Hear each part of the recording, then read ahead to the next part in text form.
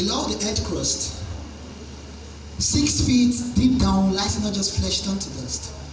But if we could just look macroscopically with a pair of spectacles in your mind, we will realize without lenses in our naked eyes, untapped potentials, unexploited talent, undrilled wisdom, unstretched minds, gifted ends. You find skulls worth more than black gold, bones located with energy, dry souls with fresh visions, inventions and innovations that could transform the world but entrapped within the walls of dead brain cells. The list, they say, is endless.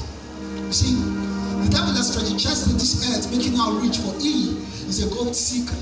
His apprentice is death, who kisses the 4 heads of Homo sapiens with worldly temporal pleasures, quirking their feet to adapt to shortcuts that cut short their long life short. He has goggled their eyes to ambition an island of selfish ambitions and desires, fashioning them with eels to reach out to the forbidden food placed before them. Their throat had been made to be wide and long like the parted Red Sea, leading them to the wilderness, mirrored in the fantasy of their promised land.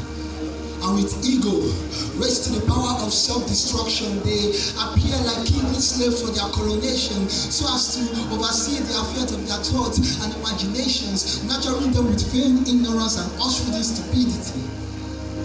They forget about the implants in them, the seed buried within their hearts. Instead, they advertise their value, selling their worth to the set of people they call right but are left with the wrong currency. And after so many years of hypocritical religious hustling, they fill up the already filled earth with all of their talent, 10 over 10, returning to the Creator unfulfilled. And I wonder, how does God recycle all of this wasted talent back to earth, back to you? You see, I didn't come to impress you, but to impress you that which has eaten up my chest, till all I can see are decayed hopes for a bright future.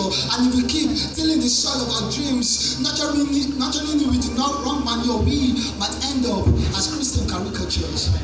I know we've all had incidents and altercations, accidents and inhibition that has left us scarred, calloused and unsteady on our feet. To this effect, we've unknowingly become a witness of the trials of our own destiny, imprisoning ourselves to a life sentence of mediocrity. But Christ has given every man a mandate up to date to stand out with everything He has blessed us with.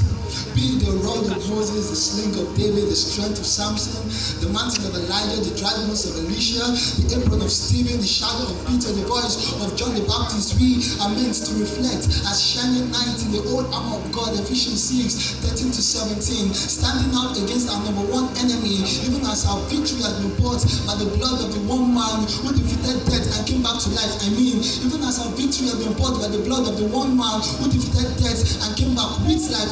Even as our victory has been bought by the blood of the one man who defeated death and came back as life.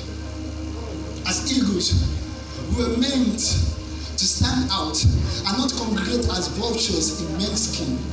So stand out.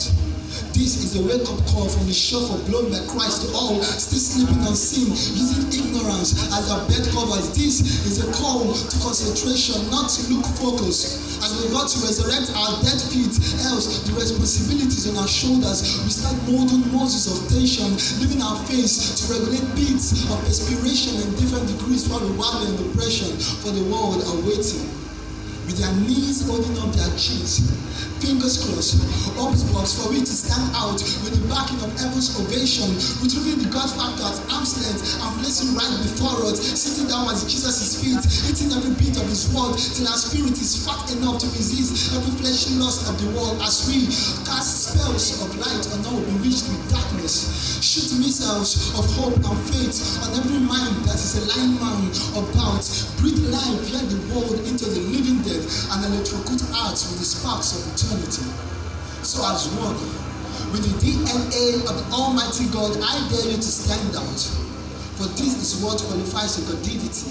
So go, grow, and glow, for you were made to stand out. Put your hands together for